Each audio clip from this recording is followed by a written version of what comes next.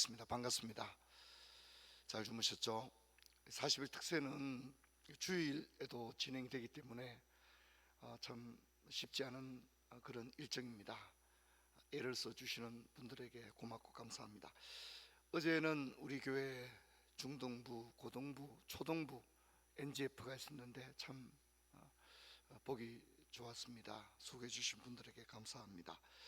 이제 우리 교회가 선교 바자회가 이제 10월 20일이니까 얼마 남지 않았습니다. 그래서 여러분 기성 물품들을 많이 내실 수 있도록 마음을 많이 모아주시기를 부탁을 드립니다. 자, 오늘은 사복음서 개간인데요.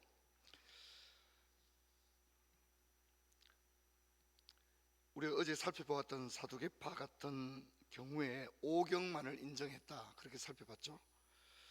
여러분 종교개혁 시대에도 정경 66권을 성경으로 받아들이지 않는 사람들이 많이 있었습니다. 가령 제세례파, 급진 종교개혁주의자들 같은 경우에는 구약 성경을 부정하고 신약 성경만 보려고 했습니다. 신약도 마태복음부터 계시록까지 다 보는 게 아니라 이 사람들은 요한계시록 하나만 보려고 했습니다.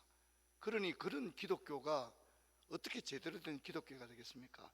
창세기부터 신명기까지만 성경이다라고 하는 사람들이 어떻게 온전히 하나님을 경배할 수 있겠습니까? 요한 계시록만을 보겠다는 사람들이 어떻게 올바른 기독교를 전개할 수 있겠습니까? 성경은 1.1핵이라도 더하거나 빼지 말라고 분명히 말씀을 했습니다. 우리가 살펴본 대로 로마 가톨릭은 이 외경을 제2의 외경이다 이렇게 해서 그것을 정경적인 차원에서 이해를 하고 있는 것입니다. 여러분 한번 따라합시다.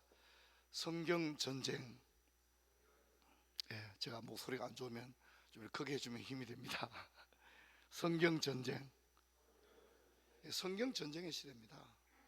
지금 우리 인류 역사 가운데 2000년 이후부터는요 탈경전 시대가 시작되었거든요. 교회를 다니는데 이제 성경은 중요 안 한 거예요. 교회를 다니는데 성경이 중요하지 않은 거예요. 그런 탈경전의 시대가 시작됐습니다. 영국 감리교에서는 성경에 나오는 남편 아내라는 단어를 사용하지 않습니다. 그리고 한국에서 발행된 키어 성경 같은 경우에는 성경의 젠더를 다 빼버렸습니다. 여기에 성의 개념을 다 빼버렸습니다. 그리고 하나님 아버지란 단어 쓰지 않습니다. 그런 성경들을 이분들이 보고 있는 거예요. 그런 성경을 보는 거예요. 얼마나 무섭습니까? 성경에서 더하거나 빼면 저주를 받게 되고요, 그런 인생들은, 그런 공동체들은 복되지가 않아요. 오늘 우리 교회들이 해야 될 방향, 오늘 교회가 나가야 할 방향이 뭡니까? 좀 더 멋진 음향 시스템, 편리한 주차 시스템입니까? 아닙니다. 우리가 다 그냥 걸어오더라도, 다 걸어서 하빈이나 고령에까지 걸어가서, 예전에 다 교회 십리길 걸어 다니잖아요, 그죠? 그렇게 하더라도 진리의 말씀이 올바로 서는 것이 오늘 우리의 소망이 될 줄로 믿습니다. 이거 잊어버리면 안 됩니다. 주일학교도 정신 바짝 차려야 됩니다. 우리 아이들한테 성경 똑바로 가르쳐야 되는 거지, 다른 거 아무리 해도 애들 눈도 깜짝 안 합니다. 애들 예전에는 뭐 이렇게 하나 주면 좋아했지만 이제 그런 시대가 아닙니다. 여러분 이제는요 성경으로 성부를 걸어야 될 시대입니다. 할렐루야. 우리 아이들 속에 하나님의 말씀이 똑바로 들어가면요 엄청난 역사가 일어나는 거예요. 제가 말씀드렸죠, 우리 교회 주일학교 아이가 아빠가 교회도 안 다니는데 그 집에 제사 드리러 가서 아빠도 절 하는데 얘는 나는 교회를 다니고 하나님을 믿는데 어떻게 절을 하겠습니까? 얘가 그렇게 얘기를 했다는 거예요. 그러니 집안 어른들이 그 아이 보고 아무도 말을 못하는 거예요. 그래가지고 그 아이는 제사 드릴 때는 그냥 한쪽에 이렇게 앉아 있는 거예요. 여러분 좀 우리가 생각을 많이 해볼 부분입니다. 생각을 진짜 많이 해볼 부분입니다. 여러분 하나님께서 주신 구약과 신약은 서로 모순이나 충돌을 일으키는 것이 아니라 조화를 이루고 서로를 보다 돋보이게 해주는 것입니다. 구약은 신약이 있으므로 구약은 더욱더 빛을 발하고 신약은 구약이 있으므로 신약이 신약되어지는 거예요. 이것을 아우구스티누스는 이렇게 재밌게 말을 했습니다. 우리 같이 한번 읽어볼까요? 신약은 구약 속에 감추어져 있고 구약은 신약 속에 나타나 있다. 신약은 구약 속에 포함되어 있고 구약은 신약에 설명되어 있다. 신약은 구약 속에 안겨져 있고 구약은 신약 속에 펼쳐져 있다. 어떻게 좀 좋은 것입니까? 안 좋은 것입니까? 참 좋은 말이죠, 그죠? 참 아름다운 표현이다, 그렇게 생각합니다. 아구스티누스의 말은 구약과 신약의 관계를 아주 잘 설명해 줍니다. 그러므로 구약을 모르면서 신약을 안다 말할 수 없고 신약을 모르면서 구약을 안다고 할 수 없는 것입니다. 그러므로 구약과 신약 중 어느 한 곳에 치우치는 것이 아니라 신구약 모두를 사랑할 수 있어야 됩니다. 여러분, 왜 4개의 복음서가 필요했을까요? 이 질문을 좀 바꾸어 말하면 4개의 복음서를 주시면서까지 그분에 대해서 더 많이 알기를 원하셨던 하나님 아버지의 마음, 할렐루야. 한 개를 주는 게 아니라 어떻게 해요? 4개의 복음서를 주시면서까지 우리가 그분에 대해서 얼마나 알아야만 했다면, 또 그러기를 진정으로 원하셨다면 하나님께서는 다양한 컬러의 4개의 복음서를 주시면서 그분에 대한 우리의 지식이 풍성하기를 원하신 줄로 믿습니다. 그렇기 때문에 4개의 복음서를 읽을 때마다 하나님 아버지의 마음, 우리 주님에 대해서 더 알기 원하시는 하나님 아버지의 마음을 생각하게 되는 것입니다. 여러분, 이것은 예수 그리스도의 생애와 교훈을 각기 다른 환경에서 복음을 듣게 되는 다양한 독자들에게 효과적인 복음을 전하기 위한 것이었습니다. 그래서 4개의 복음서는 때로는 유대인들에게 예수님을 잘 소개하기를 원하셨고, 때로는 로마인들에게 예수님에 대해서 잘 알려주기를 원하셨고, 그래서 이런 마음들이 복음서에 아주 잘 드러나 있습니다. 독자들을 배려하는 그런 마음들이 아주 잘 드러나 있습니다. 그래서 마태와 누가는 예수님의 탄생 기사로부터 이야기를 시작하지만 또한 마가와 요한은 다릅니다. 예수님이 태어난 얘기는 아예 싹 안 해버립니다. 안 하고 바로 제자를 부르시면서 광야에서부터 하나님의 사역을 시작하는 것으로 이야기를 시작함으로써 4편의 아주 다양한 이야기를 볼 수가 있는 것입니다. 저는 뉴욕을 4번 방문했는데요, 뉴욕을 갈 때마다 기쁜 것은 이 뮤지컬 오리지널 공연을 했던, 초연을 했던 그 극장에서 맘마미아부터 캐쳐, 이런 오리지널 뮤지컬 초연했던 극장에서 그것을 보는 기쁨, 그것이 제가 뉴욕을 갈 때마다 가장 누리는 큰 기쁨 중에 하나가 아닌가 그렇게 생각합니다. 42번가에 그 역사적인 뮤지컬 극장들이 다 한 곳에 모여 있지 않습니까? 그래서 매일 저녁마다 뮤지컬을 보는 거죠. 그 기쁨이 굉장히 컸습니다. 여러분, 아우구스티누스나 깔뱅의 경우 예수 그리스도를 다양한 관점에서 볼 수 있도록 하기 위해서 이렇게 해석을 하고 있는데, 이 4개의 복음서를 읽으면 특징이 뭐냐면 4개의 복음서는 놀라울 정도의 조화를 이루고 있다는 특징이 있다는 것입니다. 4권의 복음서가 이 땅에 오신 하나님 예수 그리스도에 대해서 좀 더 생생하게 알게 해주고 있습니다. 또 우리는 복음서의 또 다른 분류 가운데 하나는 공간복음서와 요한복음으로도 나눌 수 있다는 겁니다. 공간복음이라는 건 마태, 마가, 누가를 공간복음이다 그렇게 말하고, 또 요한복음을 별도로 구분을 하게 됩니다. 그래서 마태와 마가와 누가는 매우 밀접하고 공통적인 면을 가지고 있다는 겁니다. 마태, 마가, 누가는 거의 동일한 사건들을 조금 다른 측면에서 다루고 있다는 겁니다.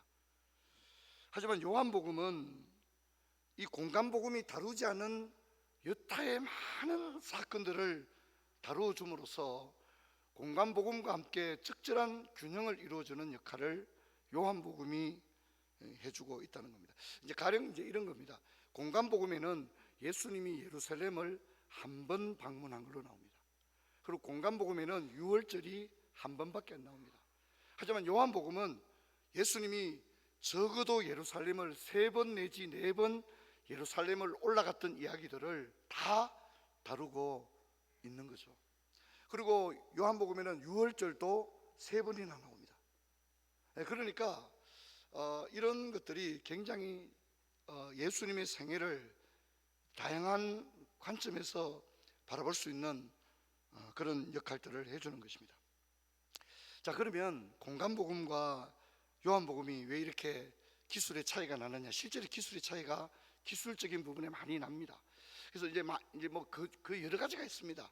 공간복음과 요한복음을 볼 때 우리가 어떤 차관점을 두고 읽어 나가야 하는가 하는 것들 굉장히 중요한데요.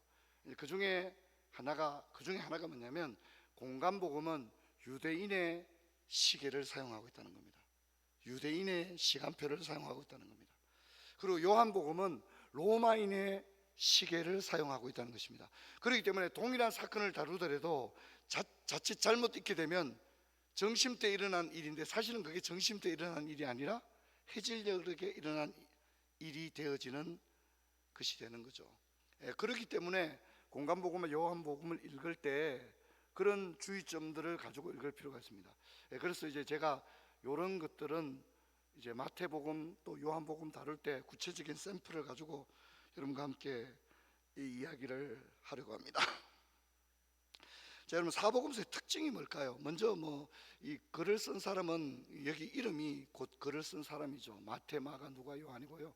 독자는 유대인과 로마인을 대상으로 하고 있다는 것입니다. 마태복음의 초점은 왕으로 오신 예수님, 왕이니까 족보가 있는 거예요. 마가복음은 종으로 오신 예수님이기 때문에 종의 노예에게 족보는 어울리지 않는 거거든요. 그러니까 족보가 안 나옵니다. 누가는 사람의 아들 인자로 오신, 사람으로 오신 예수님을 이야기하기 때문에 족보가 나오는 겁니다. 근데 마태복음의 족보와 누가복음의 족보는 완전 정반대입니다. 마태복음의 족보는 북의 족보입니다. 북의 족보, 아버지의 항례를 따르는 족보입니다. 하지만 누가복음은 목의 족보입니다. 그래서 마리아를 중심으로 한 족보가 나오고 있다는 특징이 있습니다. 요한복음에는 우주적 하나님을 그리고 있기 때문에 하나님에게는 족보가 어울리지 않잖아요. 하나님이 무슨 족보가 있겠습니까? 그러니까 족보가 나오지 않고 태초에 말씀이 계시니라 이렇게 진행이 되어지는 것입니다. 여러분, 또 공간복음과 요한복음을 좀 비교를 해보게 되면 공간복음은 주로 무대가 갈릴리가 주로 무대입니다. 하지만 요한복음은 유대 전역을 대상으로 하고 있다는 것입니다. 공간복음은 예수님의 왕국을 강조했다면 요한복음은 예수님의 인격을 강조하고 있고요. 또 예수님을 보는 시각은 공간복음은 다윗의 자손 예수를 이야기하려고 했다면 요한복음은 하나님의 아들 예수 그리스도를 이야기하려고 하고 있다는 겁니다. 공간복음의 특징은 짧은 비유들이 굉장히 많이 나오는 특징이 있는데 요한복음은 긴 설교들이 많이 나오고 있다는 그런 특징들을 가지고 있습니다. 재미없죠, 그죠? 이렇게 너무 딱딱하게 선생님처럼 가르치니까 재미가 없죠. 하지만 그래도 우리가 이런 것들이 오랜 세월 교회를 다니면 적어도 그런 시각에서 볼 수 있는 마음을 가졌으면 좋겠다, 그렇게 생각이 됩니다. 한번 따라합시다. 복음서를 4개를 주신 하나님 아버지의 마음 한번 생각해 보시기 바랍니다. 4개의 복음서를 주시면서까지 우리가 그분에 대해서 더 깊이 알기를 원하셨던 하나님 아버지의 마음, 이런 걸 생각한다면 성경을 읽을 때 너무 좋습니다. 여러분, 한번 물어보고 싶습니다. 가정예배 드리고 이럴 때 종종 저희 집에서는 그런 얘기들 나누는데요. 여러분은 사복음서 중에 어느 복음서가 가장 마음에 와 닿습니까? 어느 복음서가 다 좋죠? 너무 좋은 것 같아요. 저는 개인적으로 마가복음이 참 저는 읽을 때마다 은혜가 많이 됩니다. 여러분, 복음서를 사랑하기를 주의 이름으로 축원합니다. 그분을 알기를 원하신 하나님 아버지의 마음, 그래서 전혀 다른 성향의 4명의 저술가로 하여금 예수님의 생애를 적게 하셨던, 특히 오늘 읽었던 누가복음 1장 1절로 4절을 보면 누가는 어떤 사람입니까? 의사입니다. 의사.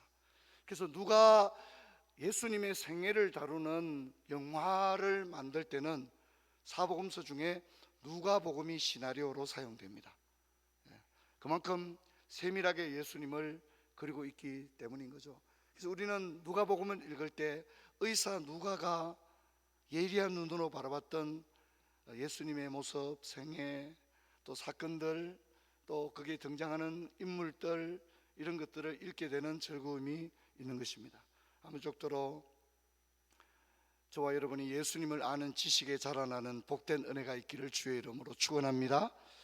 오늘 1부 예배부터 4부 예배까지 위에서 여러분 기도를 해주시고 영아부부터 중국어 예배부까지 이르는 모든 예배 가운데 하나님께서 은혜를 더해 주시도록 간절히 기도해 주시기 바랍니다. 이제 특세가 이제 5일차 이제 지났는데요. 여러분들 끝까지 신약 성경과 함께 올 가을을 아름답게 빚어가는 복된 은혜가 저와 여러분에게 있기를 주의 이름으로 축원합니다. 우리 들은 말씀 기억하시고 간절히 기도한 다음에 자유롭게 기도하고 돌아가겠습니다.